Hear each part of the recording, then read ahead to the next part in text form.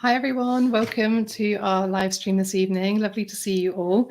My name is Zoe, I'm Programme Manager here at NAS, and I'm going to be running this live chat with Max and Emma, which I'm really excited about. It's something we've not covered much with NAS, so it'll be a really interesting conversation. So hi to Max and Emma, how are you both? Good, thank you. How are you doing? Very well, thanks for having us.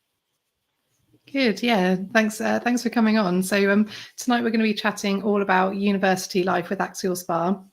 And I mean, it's quite a few years since I was at uni, and I only got Axial SpA while I was studying. So that's why we brought in Max and Emma, who have much more recent experiences or current experiences. So it'll be great to explore this topic. But please do let us know if you're joining us live. Get involved in the comments, share your experiences, add your questions.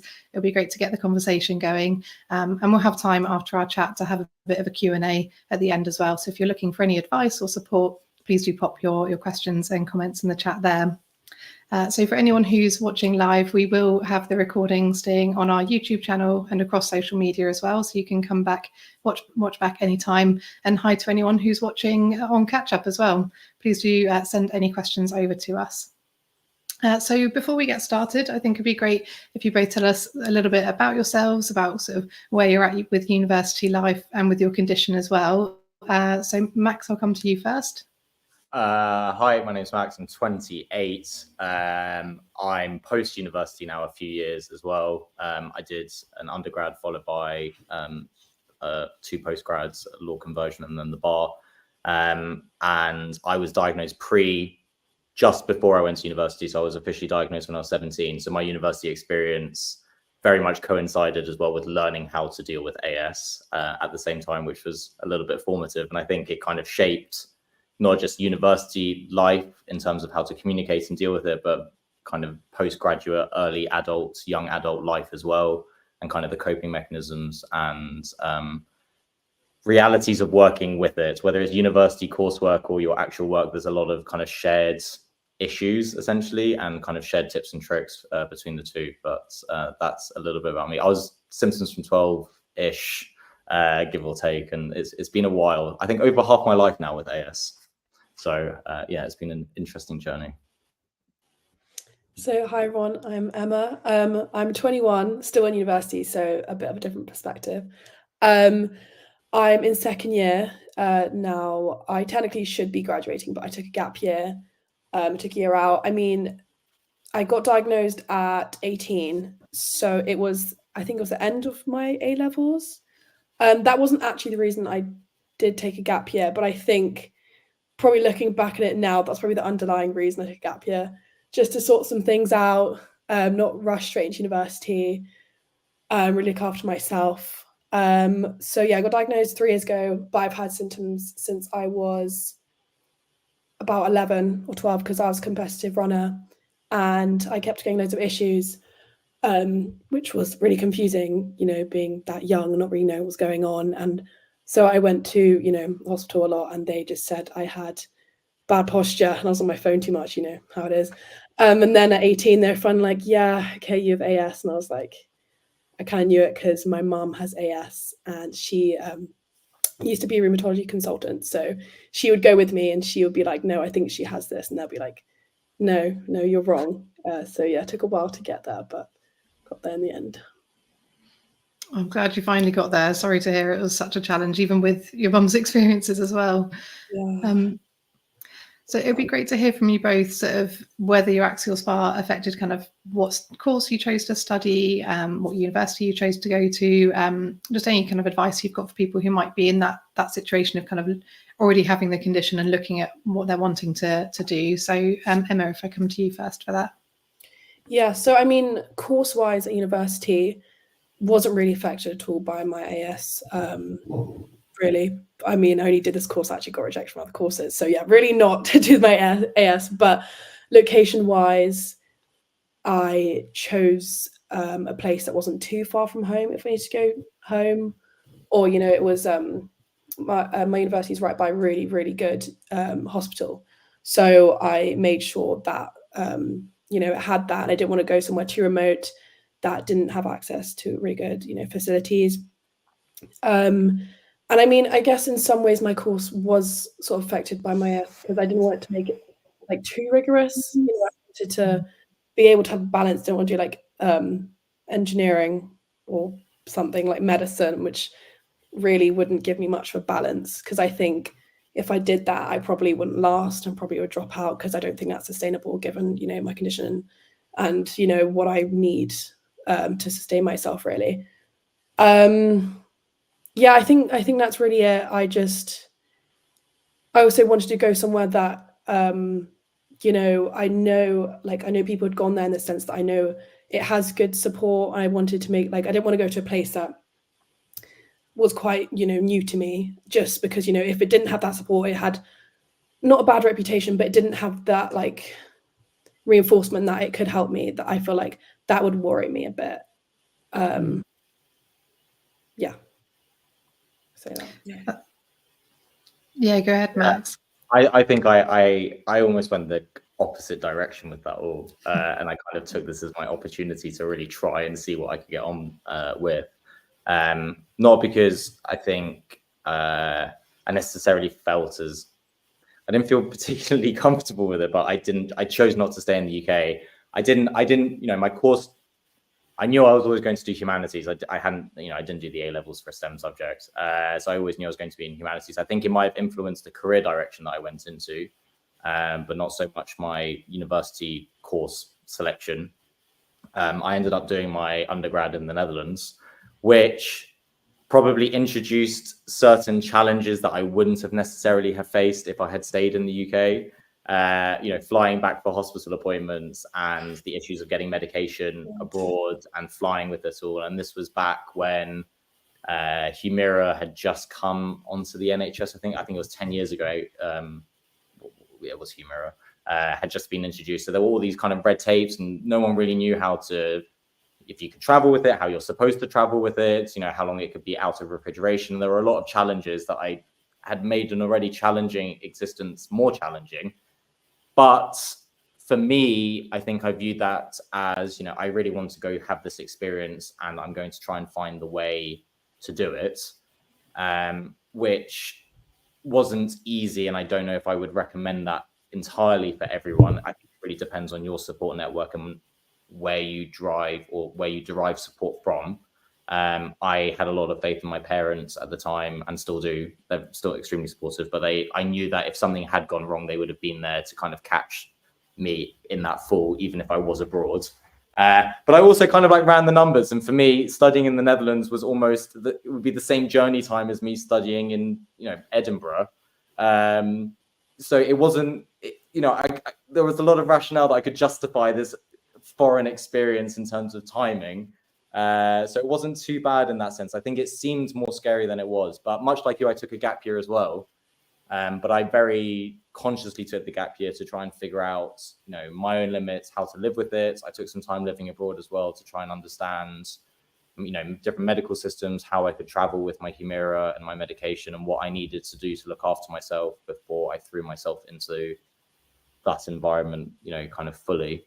But yes, I think I was quite fortunate in the sense that I didn't let it dictate me too much in terms of my university choice. I also, much like you, I had one offer and I took it. So it's just like, I was so sick in my A-level year, and they offered me an unconditional offer, and I was just like, fantastic. I was like, it took so much. I think that was the most fortunate thing that happened, is that it took so much stress off my final A-level year, because I was so sick and I didn't want to take a year out.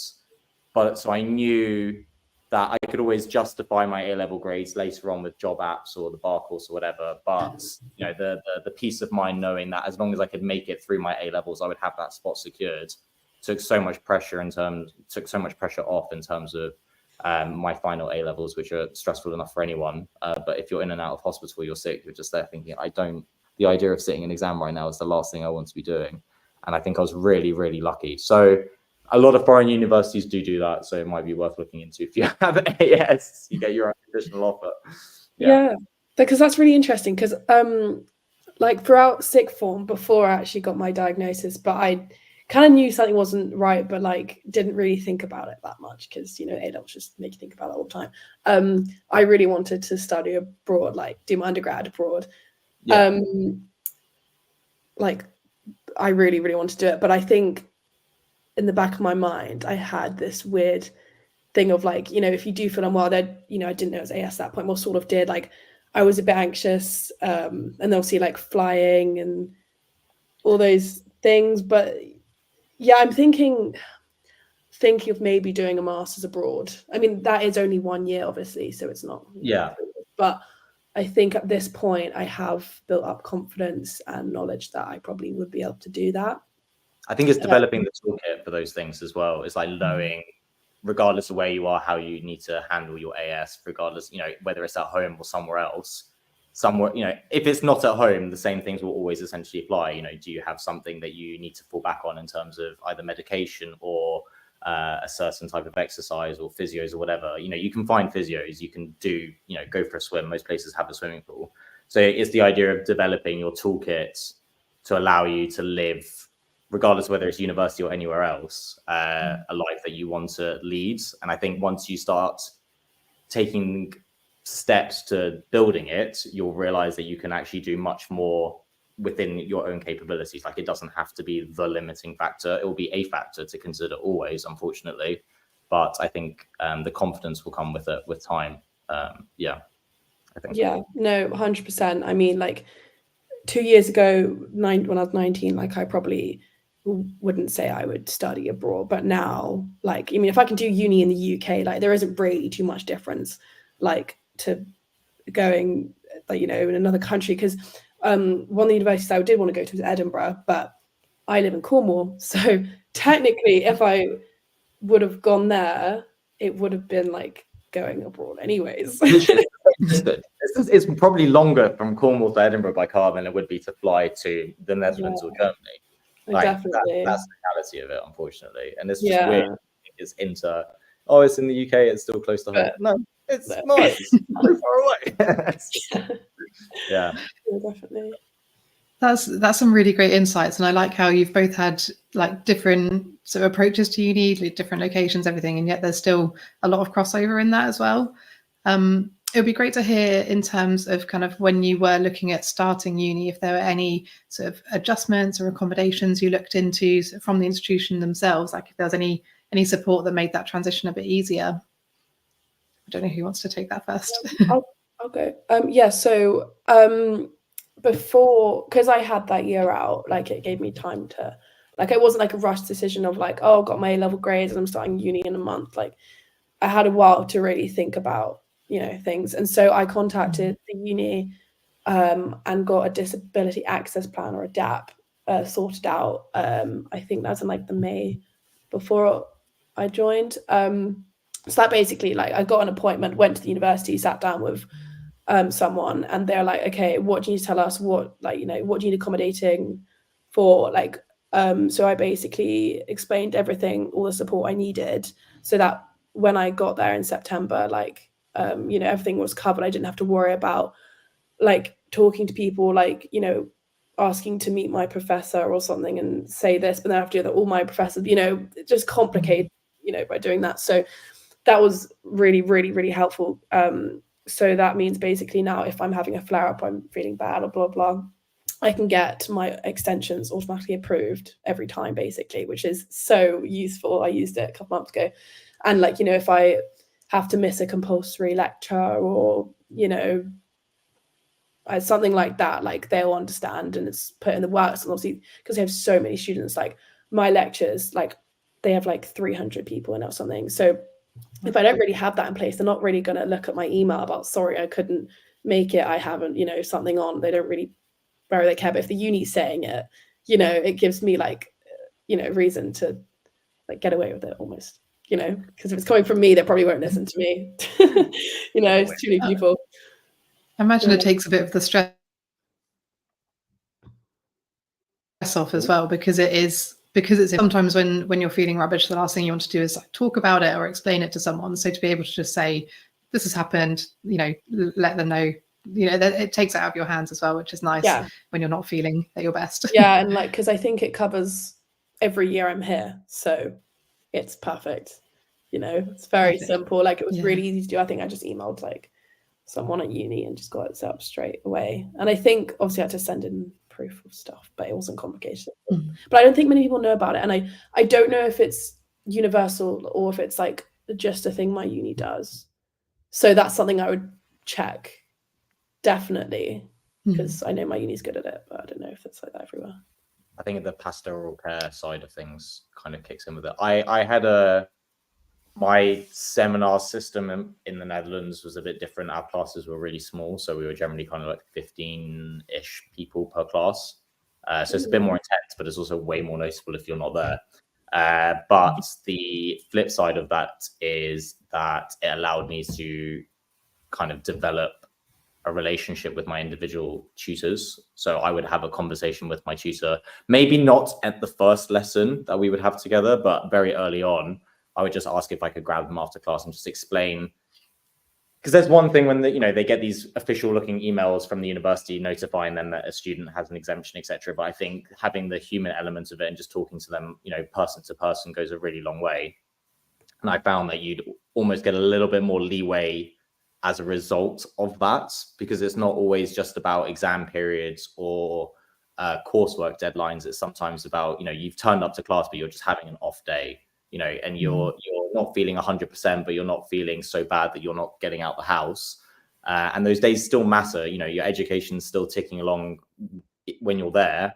And it's just having a little bit of understanding on a human level as to what's going on. And I found almost the importance of that probably increased as you get further into your education. So on the law conversion and then on the bar course, it was probably even more important to have those in place, because your individual tutors have so much sway in terms of, your assessments and deadlines, etc. And obviously you're still filing with the course provider, your official documentation and whatever. But it's people want to be helpful is the general thing that I learned at university, whether it's your tutors or it's your dorm person who, I don't know how it works in the UK, to be perfectly honest, but in the Netherlands, there was always one person that was living in the dorms that wasn't a student, like a first year student. And, people want to look after you and they want to help. And it's, takes a little bit of vulnerability, which sucks in terms of you have to confront someone and say that you're not going to feel particularly well and this is going to happen and you're suffering with X, Y, Z. But I think it goes a long way to making your life fundamentally easier in the long term. So it's something that I would advise. But yeah, use it. It's one of the few genuine perks of being, having a condition like this at university. And you might as well utilize it. So, you don't get anything else for free in life. Yeah. This is so interesting because it seems like we're having very opposite experiences about not experiences, but your approach to it as well. I think it's also, you play the card that you're dealt. I think it would be, my experiences would have been very different if my courses were as large as yours. But the fact that, I think in my whole cohort, we only had 105 students in my whole cohort. So even if we had a fully attended lecture, it was just over 100 people. Your lectures, your lecturers and professors very personally. And it was the same on the bar course. We had 12 students per tutor. So you get to know them very personally. You end up knowing them on a first name basis. So it's kind of as a result of your environment. If you have the ability to be more personal with someone, I think that's generally a better way to go with things like this. Like, you can communicate and you build a relationship.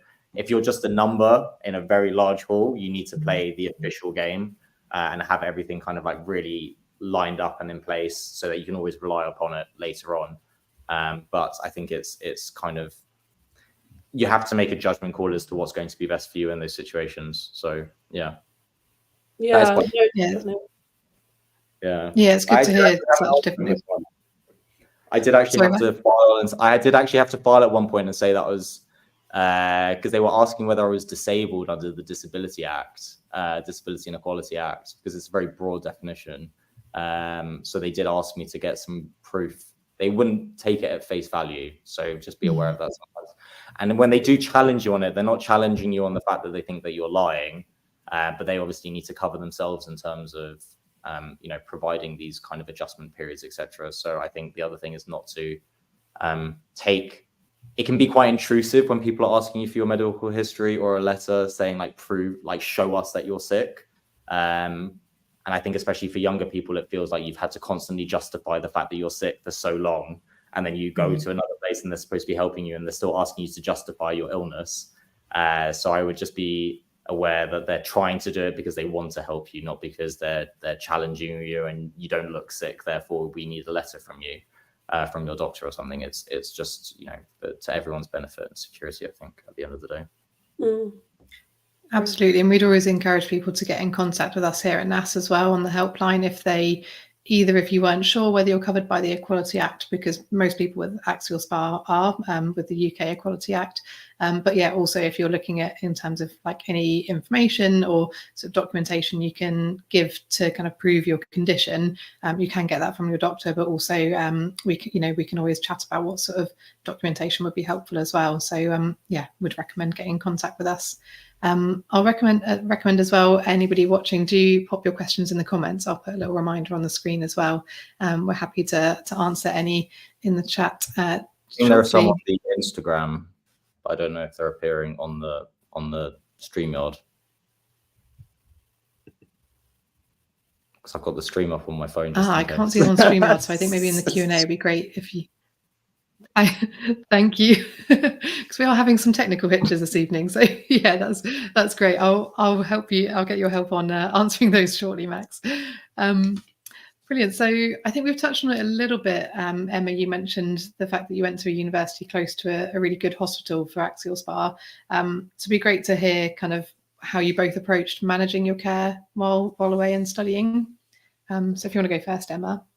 Yeah, I mean, so yeah, for me, I was quite lucky that I had a really good hospital so close to me, which actually was a coincidence. It's actually like the National Centre for Rheumatology, so that's very lucky. But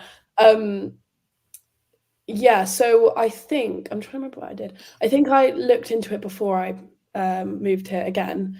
Yeah, I did actually, I remember, because the transfer time from my local hospital to this one was like 8 months. It was so long, and I think it took about 8 months, which, is what it is. Just have to plan ahead. If you don't, unlucky. It just makes things a bit more tricky. But yeah, so I planned ahead and tried to get transferred there, and then once I did, it was fine, really. The only thing I did have to get sorted out is it's kind of hard to get there without a car, and my university is it's kind of tricky to have a car in first year.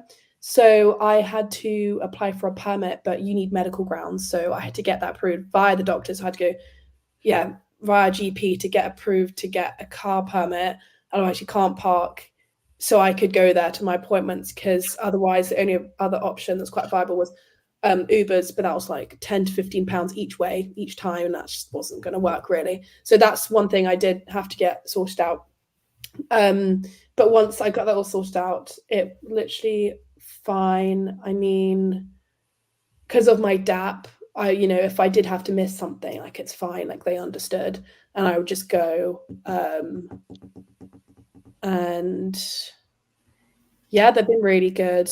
I mean, I haven't actually, because I'm not a part of my like old hospital anymore, I haven't actually had to go in the summer anyways, I think, which is quite lucky. And luckily, like, where I live at home isn't too far from my uni place. If I do need to come in the summer, like, it can be done, which is, again, one reason why I chose to go close to home if I do have to come in the summer. But then I'll just try and like arrange my appointments for when I'm at uni if it's not urgent.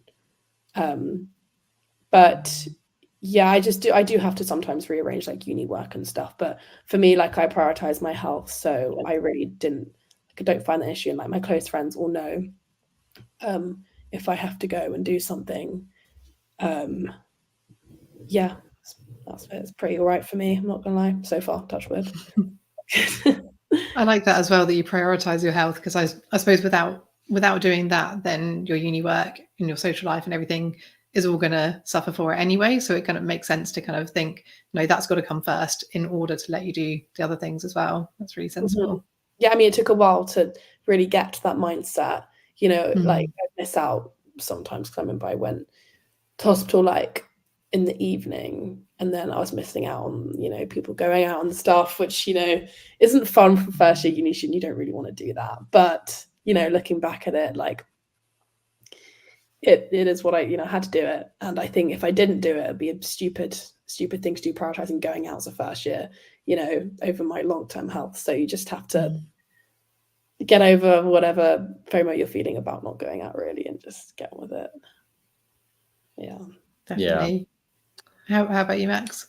Teaches you compromise very quickly, unfortunately, and I think it means that you end up growing up really quickly, and you get very good at making tough choices, unfortunately, which, as its pros and cons, it makes certain things easier in life, but it also makes you feel like you're living a life that's almost a little bit too old for you. But in terms of my, what was the question again? Hospital experience. Sorry, it's just I like yeah, like navigating your care, especially for being abroad. I got really lucky. I mean, I say that after having been bounced around the NHS like at football for months and months and months on end, but I ended up at a fantastic hospital in Oxford, who have been my primary caretakers now for the last decade, which is insane. I don't plan on changing it. And I think even when I went to, so my experience going abroad is that when I lived in the Netherlands, I went to my GP. I had to register with the GP, obviously, when I was there. And I let my GP there know that I had a pre-existing health condition with a particular hospital or a particular condition, and that was being dealt with by a hospital in the United Kingdom. And they, granted, this was pre-Brexit. I do have to preface this. I don't know how it would work now. I'm sure it would be much the same. But I essentially put them in contact with each other. And for example, I had to have blood tests done regularly because I was on methotrexate. So my GP's clinic in the Netherlands would do my blood tests, and they would send the results to my clinician in the UK, and they would update my NHS records with the blood test from the Netherlands. And they were in constant communication with each other about certain things, whether it be blood test results or just general condition. So I got really lucky with that. It did take a lot of kind of forcing hands on the NHS a little bit. You know, it's not the normal way that they do things, and, you know, we're making an exception here for you. But I think that you have to be really stern with them, because they're not going to give you things just because you want them. You kind of really need to push them that it's in your interest as well as theirs for it to be happening. And now for me, I have a yearly checkup now. I'm at the stage where it's kind of, they're classifying it as basically having gone into remission now. So I only need to go back every year to have a checkup with them. And it's really easy, and I've been really fortunate, but I have a fantastic doctor there who's done everything possible to make my life as easy as possible, and really explored the options in terms of how to travel abroad with my medication. And he even changed the general dosage with Humira is kind of, they will drop like 4 injections off at a time or something, which is essentially a 2.5 month supply. But, you know, he helped me essentially get a 5-month supply delivered at one time, because he knew that I'd go abroad for term and then I'd be back in the UK after term time. So you really made sure to take all of these things to make my life as a 18, 19, 20-year-old abroad as easy as possible within the powers that he had. And I think I will be forever grateful to him for that, because he made it as easy as possible for me to go experience that. And, you know, and just having good communication. I'm very lucky. I can email him and he normally responds within 24 hours. So, which is mad. looking at the state of the NHS, sometimes it's impressive. But yeah, I've been really lucky there. But it's just about, as you said, like, you have to find your doctors and trust them, and kind of really instill a lot of faith that they're trying to do everything that they can to help you. And if they're not, then you need to be strong enough to say that it's not for you and you need to find someone else, which sucks. But it does happen, unfortunately. It's a relationship, not, you know, you're not a customer. So yeah. It's funny you say that, because because I've had issues like with my GP being in a different county as my hospital. I can't imagine, in a different country. Oh no, they're rubbish. No, I had the exact same issue. My GP's in Bucks, but my hospital's in Oxfordshire, and they don't talk to each other. No, that's the thing. GP in the Netherlands spoke to the one in Oxfordshire absolutely fine. That's so weird. Yeah, and they speak different languages. I know, it's mad. It's like It's the so- like the GPs on the NHS just really. just, I thought it was a national thing. I Right. didn't think things were like county based. Because It's yeah, it mad. created real problems for me. Like I literally, so obviously do you know blood tests? Because I forgot to say my first injection, I'm on adalimumab, was the week before I moved to uni. So Gosh. that was interesting. But so then obviously I moved out of my county when I was on it. I didn't realise there was a county issue. And so my blood tests weren't going through. And they're like, we're threatened to like pull you off your, this. And I was like, what, why? And they're like, oh, so I had to physically contact the two, like it was just confusing. Yes. And I had to email them, get them from one place, email to another. And then they'd be like, okay, we'll get back to you in like some business days. And I was like, okay, I might be put off my medication by then. Yeah, I think I learned really early on, because I had the issue as well when they moved me to a hospital in Oxfordshire, that they hadn't electronically filed all of my things. So I have paper copies of everything. Like I would literally turn up to hospital with bundles of all of my paper files. And the only way that I navigated the blood testing was that I would always ask for the hard copy of a paper copy of the results to be sent to my home address, and I would go drop it off at my GP, because it's the only way that I trusted that they actually got the results. Because otherwise I knew the amount of times where I would go up to pick up my methotrexate, for example, and they would refuse to fill the script because the blood test hadn't been filed. And then I would have this 2-week wait period where you wait. It just wasn't worth the headache. I would rather take the half an hour out of my day to go drop it off in person and know that they have it, rather than trust as bad as this sounds, like you just can't trust it fully. Like you still have to be as proactive as possible, because ultimately the consequence is your health. So, and it's exhausting. And sometimes it's about being able to rely on your parents or your friends or whatever to go pick stuff up. And it sucks that it gets to that stage, but it is like that, unfortunately. But that would be my top tip, is just ask for paper copies of everything. Just ask them, they have to send it to you. So just ask them to send you a copy, and then just have your own versions of it. And you can always email it to your GP, even if you can't go drop it off. But that would be a top tip. Yes. Yeah, great. I've got all of mine. Yeah. In terms of long term. Yeah. Yeah, I've got a big folder. I've got 3 files now. It's just mad. That's the problem with a condition that starts when you're young, isn't it? I mean, it's been so helpful and so interesting already, but I'd really love to get your thoughts on some kind of practical ways that you help manage your symptoms while you were studying as well. So I know particularly pain levels and fatigue seem to be the biggest things that really impact us, particularly when studying and when away from home. So it'd be great to get your thoughts on any advice you have, really. I don't know who wants to go first.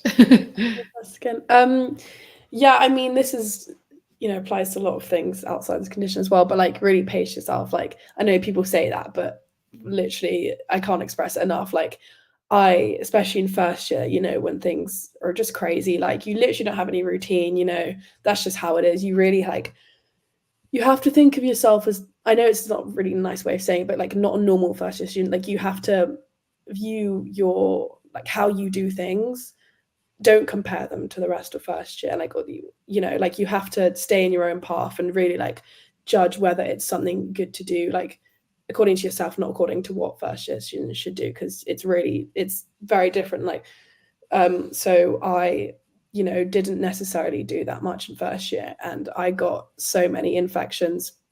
I ended up in hospital so many times. I got my own like suite. Like I stayed there overnight. Like I'd be woken up every like 3 hours to get like a drip, because I would just get like ill, but like how first year students would be. But then obviously because my injections, like it would just blow out of proportion, to the point where I was going to get a tonsillectomy because I kept on getting all this stuff. So I'd really say don't compare yourself and don't beat yourself up.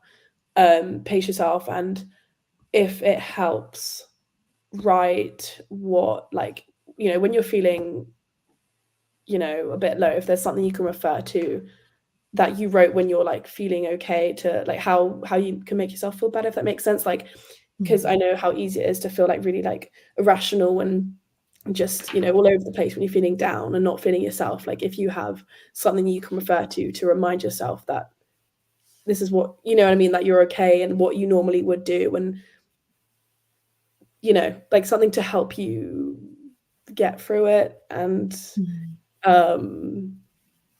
yeah, it's more, I feel like it's more of the mental side in first year or even university in general. Like physically, like, you know, you've got what you should do, like stretches and make sure you're keeping active and, you know, all that stuff. But it's just, I feel like it is a massive challenge. You know, you're in this new place of people who won't necessarily understand you, but you don't expect them to, which is the hard bit. And you don't want to put this burden on them. And it's just like keeping yourself strong and doing whatever you can to keep strong, you know, and you'll get through it and it'll be fine. And that you're not missing out. Like there's no point making yourself feel worse just to get yourself involved in experiences that are, you know, that may be fun, yeah, but that's not really gonna help if you're feeling really low and stuff. Yeah. I always found that you need like two things with AS. You need the first thing being a physical activity that you get to derive joy from. So whether that's you enjoy going swimming or enjoy walking or hiking, or I don't know, depending on, you know, your level of AS, what you can do, what sport you can do. And then you need something that mentally you can do for those days that you can't do the physical thing. So you still feel like you're leading the life that you want to be leading. Because I think the main issue that is not, I mean, this applies to university, but I suppose it applies just generally to AS, is this loss of feeling of control. Like you don't get to choose when you're sick, and you don't get to choose, you know, the good days and the bad days. And I always found that having one of each allows you to feel more in control of yourself when your health is trying to take control. So for me, I enjoy playing the piano when I'm not feeling great and I can't go for a run or a swim or whatever, because I know I can sit down and play the piano. Like my hands are going to be fine.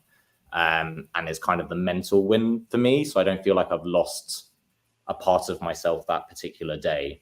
And I think that's kind of one of my bigger top tips for uni, is just find the things that you can do, or regardless of whether you're feeling like you need to get out and about or not. And I think, unfortunately, sometimes it's going to sound a bit brutal, but sometimes it really is about doing it even if you don't feel like you can do it. And I know that it can lead to a slightly toxic mindset, but it's really important sometimes. And I'm trying to condition this with the fact that I'm still learning where the limits lie, but I've spent a long time trying to find them.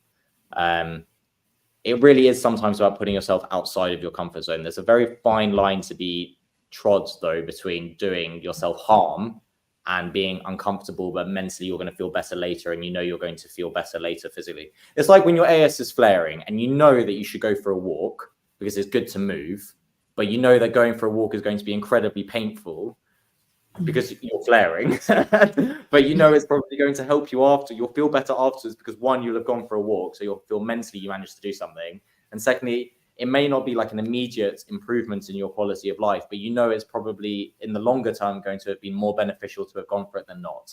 And it's the same with taking the victories, like trying to find the small wins in your day-to-day living. And it's really hard to find where that line is, because sometimes it is best to stay at home and just rest. Like there's nothing wrong with it, but it's learning what your body is asking for in those moments, or what your mind needs as well. And I think, unfortunately, it just there's no shortcut to it. I wish there was. Like I really do wish there was a shortcut to tell people how that feels and when to take, you know, the step forward and when to rest. But it is just about learning your own body, and I think it just comes with time, and that's unfortunate truth of it. No one can tell you when you're feeling good enough to go do X, Y, Z. And I still struggle with this with friends. You know, I'll say that I'm feeling really, really bad and my back is really hurting, and then they'll see me at a climbing gym, you know, 3 hours later, and they're like, "Why are you at a climbing gym if you're feeling bad?"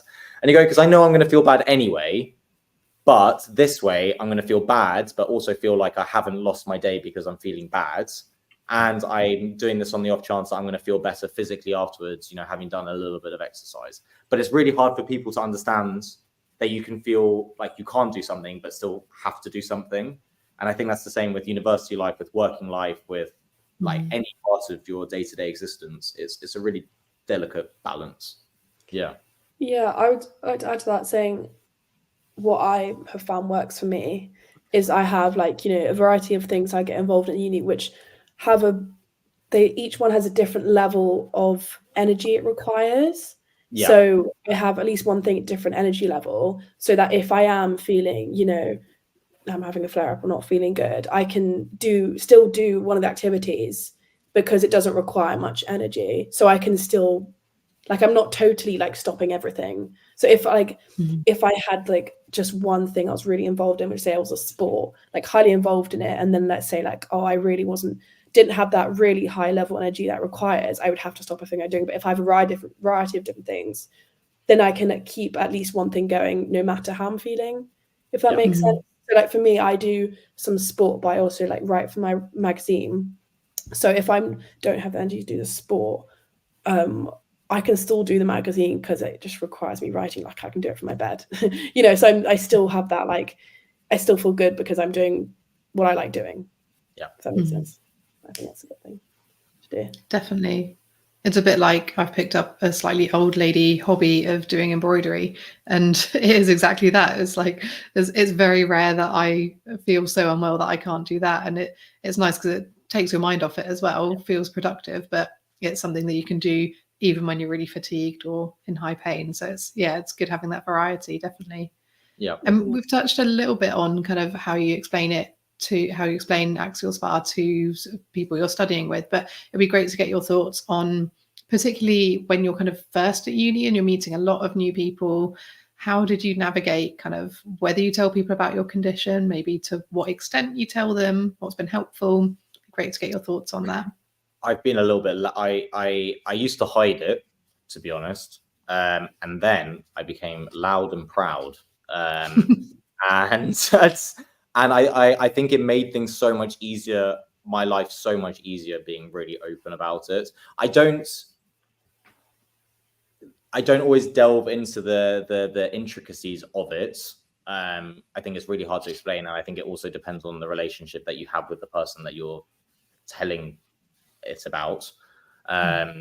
But I think I just became really open about it, and I kind of stopped being ashamed of the fact that I wasn't feeling good, and that I was, you know, 19, first year of uni, 19, 20 years old, like not feeling great, and my back hurts and all of this.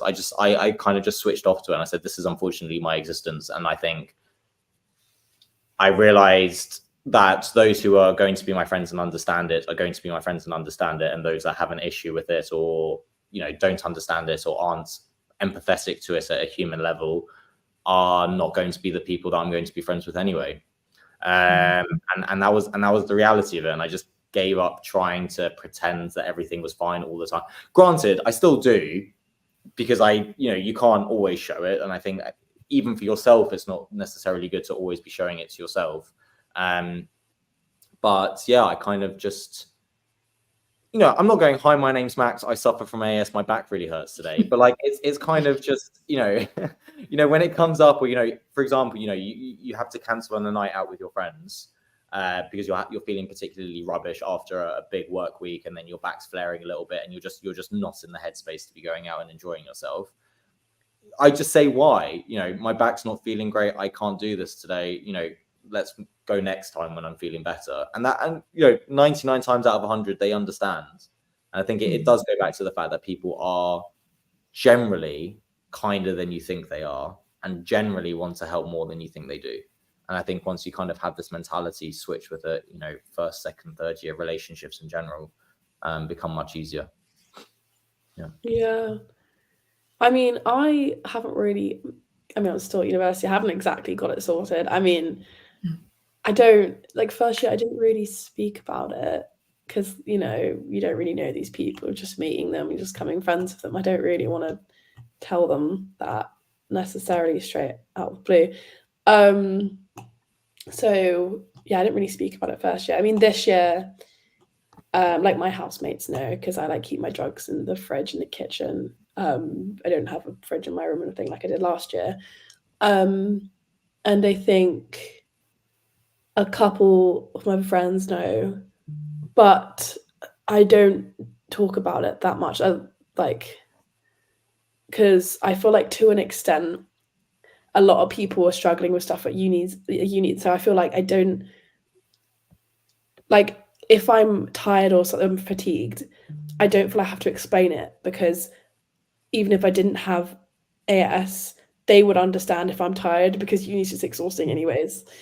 So I mean, I don't know if that's the right approach to go to it. I don't feel like I need to say anything unless something I really couldn't do something. But you know, if I couldn't do a night out, I could just say I'm tired, because to be fair, the other people be like, okay, fair enough, you know, we're all exhausted. Like, I don't have to say anything. So I mean, still working on that.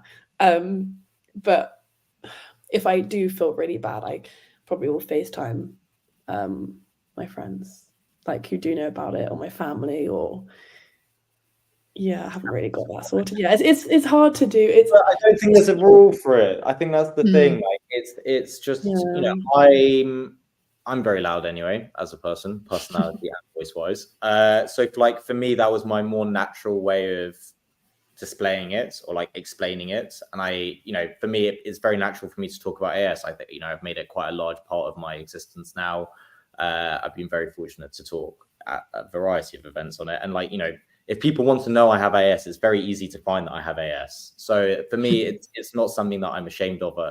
And it's not about being ashamed. It's just, for me, I find it emotionally easier to have a relationship with someone, whether it be a friend, romantic or parental, if I'm open about that part of my life.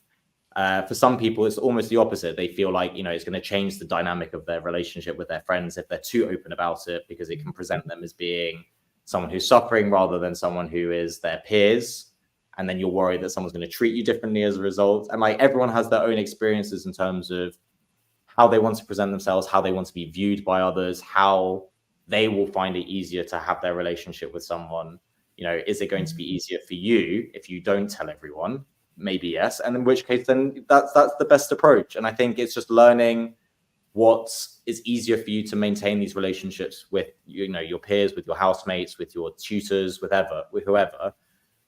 And the same applies, like, not every relationship is going to be treated the same. You're not going to tell your university tutor the same level of detail as you're going to tell your parents. And, you know, your friends at university might be in between the two. You know, they're going to know more than your tutors, but less than your parents. And like, and it's learning what level of detail and openness is best to maintain the level of relationship that you're looking to have with that person. And I think I look back at some of my relationships I've had with friends or tutors or romantic or otherwise, and I've definitely over-explained in some and under-explained in others. And I've learned as time has gone on where, you know, that balance point really needs to be. And I think that's the general, like, it sucks, but you're going to tell someone too much one day and you're going to know that you've told them too much. You're just going to have to, you'll be like, oh, no, I'm not doing that one again. That joke. It's just, it was a bit dark, but yeah, like, you know, and that's how it goes, unfortunately. But I suppose the same applies for life in general. It's just it's just one that you're just going to have forever. So, you know, you might as well explore that level of communication now. Yeah, just my 2 cents. I can definitely relate to that, because I mean, when I was studying, I was on a very small course, and so we're all very close, and so everyone kind of knew that I had it, like, because I got the symptoms while I was studying. So they kind of saw me go through that diagnosis phase. So I didn't really have a choice, but everyone knew. But it changed some of the relationships, so that there'd be some people that I knew, I'd go to them if I don't want to think about my condition, if I just want to go and have a night out or have a movie night, not talk about it. I'd have people that I knew would be great for that. I had some people who I knew, I can have a little rant about how fatigued I am, how annoying it is. You know, it kind of, different people were really good for different things as well. So I think that you kind of learn that over time as well. Although I definitely did some oversharing, like when I look back at my ranty Facebook statuses and things. So, but I think that comes with having a new condition. Growing up. It just comes to growing up. Like that's teenager. Yeah. I think. No, definitely. I think the reason why I didn't share it much in first year is because I was kind of assessing who I could say what to, like, in my brain. Now that, you know, I've got my friends in second year, and I'll be like, okay, so like, Now, who would I, if I, want to speak to someone about this, I mean, like, now I know who I can speak to and who not to speak to. I didn't think I wanted to burn bridges too early on by people, like telling people stuff that, like, that wasn't their level, like they couldn't handle or something. Yeah. Makes sense. Yeah, just 19-year-old me, I guess, is what I thought, really. Yeah. Yeah. That has been so helpful. I'm aware of the time. It has absolutely flown by. So yeah, thank you guys so much for chatting with me this evening, especially about something that, it is personal to you guys as well. So I really appreciate you sharing your experiences and your advice. I think it's been really helpful for everyone who's joining us. I'll have a quick scan through the questions and see if we've got any that we need to answer live, because there are some that I know that I can definitely share some resources with afterwards. We have got a question from Tim asking about whether Axial SpA has affected your choice of career, because uni being a time that we sort of decide what we're going to be doing. So if it's kind of ruled anything in or out for you guys, or Emma, I don't know if that might be a little bit early in your studies to be asking that. Well, actually, not too early, I wouldn't say. Yeah, so I mean, for me, I go to, like, it's everyone, like, this uni is, people work very hard. Like, I mean, obviously everyone works hard at every uni, but they really pressurize you, because I'm on management. I don't know if I said that earlier. They really pressure you into, an investment banking, big corporate London pathway, and everyone seems to do that, which obviously, good for them. But it's like, there's no real support if you don't want to do that necessarily. I mean, there is, but I spoke to my tutor about it, saying how I would like to, go into something a bit less, like, not pressuring, but the hours they have to do big corporate stuff in London, where they do up to like 90 hours a week. I was like, that's not going to work for me. Like, I know it's not. And he was like, yeah, we don't really have much of that here. So it has really made me think about what I want to do, like coming into uni, or like when I was in A levels, I was like, I want to, go into big corporate things, like that sort of where I thought I was going to go. And then, realizing, how I've turned out and how things are like, that's not really gonna work as much for me as I thought it would. Which, isn't necessarily bad. It's made me think about other things I want to do, which is actually, like, I found some other things I would like to do, but it's definitely changed since I've, realized how things work for me and, stuff like that. So it's a bit different, very different, to be fair, because everyone comes, because I go to University of Bath and everyone goes straight into, literally everyone goes into corporate. So it's just quite, yeah, it's quite interesting, but no, things have changed a lot. I think, I mean, I'm self-employed, so I think it very much did dictate the life. I mean, I didn't make it easy. I tried to be a professional athlete for a bit. I had my pro license as a half Ironman triathlete. Whether AS ruined that for me, but it was very much the reason why I think I got there in the first place, because I felt like I had a point to prove. But that was never a sustainable career path for me. It's hard enough if you're healthy, let alone if you have AS, to be training 20, 30, 40 hours a week. But I think it did impact my choices. I did the bar course, and while that was incredibly tough to do, I think the rewards in terms of self-employed life and having full control over your working, I say full control, you're still at the mercy of your clients, but kind of, having that flexibility that if you're not feeling great, you don't need to go into an office and you don't have to explain it to someone. And, obviously there are caveats to this in terms of court appearances or whatever, but it was very motivating to me to have that self-employed life. And I took some advice from my dad at the time when I was younger, because I really was wanting to go full in on the sports career. And fortunately, he spoke some sense into me, and he said, you have to be realistic with yourself. Your health is not going to be forever, at that level, and it's not forever for anyone. So it's not, just to do with you, but you're going to have a shorter timeline than most people. So he's like, go for it if you want to do it, but please have something as a backup for when that will inevitably have to come to an end, because, your body is not going to be cooperating with you at that level all the time. But have something that you can challenge yourself with mentally, that that you can still have the sense of personal and professional development in. And this is kind of how I ended up after my first degree, kind of doing the law conversion and the bar course. And that kind of, it did influence, you know, I wanted that life anyway, but I think the AS side of it really did make that a much easier decision. And I did try corporate life for a little bit. I worked at one of the big four. Wasn't for me. And it's not even the hours. It was just the kind of corporate structure in terms of accountability and explaining to someone when you're not feeling sick and having to get signed off and all of this stuff. I just couldn't, you know, AS is so unpredictable with your health that you can't, you know, you don't know how long you're going to be off for, and you don't know how you're going to feel, and you don't know when you're going to be back in the office. And it's just, you know, if they don't have the flexibility that my health required, then I wasn't particularly interested in working there. So that's kind of how I ended up in the kind of work that I'm doing now. So I think it definitely did. And it did rule out certain career options. You know, I'm never going to be a tradesman, for example. You know, a Sparky or a plaster in my back, which is just, you know, gone. So yeah. So I think it definitely did. But I think, you know, I know some people who are very successful in corporates who have got AS. I know people who have done, you know, their PhDs in, you know, STEM subjects and are working as research scientists, and they have AS as well. So I think it really does come down to kind of your own tolerances and what you need particularly to manage your condition. So it doesn't necessarily need to make it more complicated. It just probably makes you more aware of what may work for you. And I think it kind of sharpens your mind as to the direction that you want to be going. Yeah, I'll add that quickly.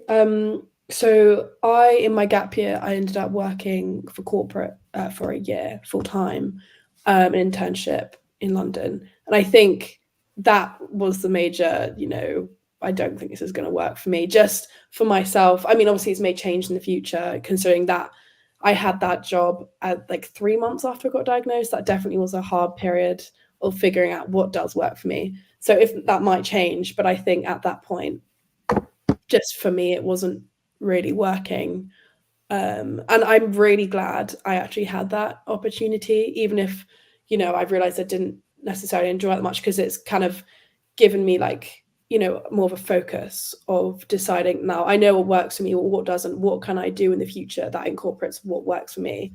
So although it, you know, it was a year contract and I couldn't just leave, even though I was struggling, I'm very, you know, very glad I had that. And I think the more I put myself in opportunities, like situations where I, you know, maybe uncomfortable, I think it, you know, will help me figure out what works for me, which I think will benefit me. Because I feel like unless I fully exhaust my options to see what works for me, I feel like I could be stuck in something that, you know, actually might not work for me. And I think that'd be very bad for myself. I was in a career for about 20 years that actually I just wasn't amazing. I just didn't try other paths really. Yeah. Yeah, that's really helpful, definitely. I'll just have a quick look at any other questions. I know we've had a question from someone about their daughter who's a walking aid. We have got some blog posts that we wrote about that. And I would also really recommend, there's some really great social media sort of communities and different people that you can follow online as well. So you can check out the hashtag Babe with a Mobility Aid. And they've got some really great posts that can really help you feel less alone with that as well. So I definitely recommend getting her to check those out. But you can always get in contact with me, drop me an email, zoe@nas.co.uk, and I can share the blog post and everything as well. So yeah, that's well worth looking at. Max, I don't know if you spotted anything on Instagram that we need to cover, or if I think we've covered everything I've seen. Everything, yeah. For now. Okay, brilliant. Yeah. If anyone has, feel free to DM me as well. They are always open. Brilliant, thank you. Well, thank you both again so much. It's been fantastic, and I'm aware we've run a little bit longer than intended, but it's been such a good conversation. I didn't want to cut it short, so thank you both so much. And thank you everyone for joining us live, and also if you're joining us on catch up as well. So I'll let you know that our next live session is going to be on Wednesday the 10th of April at 1 p.m, and I'm going to be chatting about traveling with Axial SpA, including flying as well, because I know that's something we've had quite a lot of questions about recently. I think everyone's sort of booking their summer holidays now. We're all fed up of winter, so so hopefully you'll come join me on Wednesday the 10th of April at lunchtime. But as always, it will stay recorded as well. So thank you again both so much, and thank you everyone for joining us, and hopefully see you next time. thank you very much for having us. Thank you. Great. Yeah. Thank you. Have a good evening, everyone. I'm aware of the time as well. Just clocked it. Take Longer than I thought. Thanks, guys. Thank Thank you.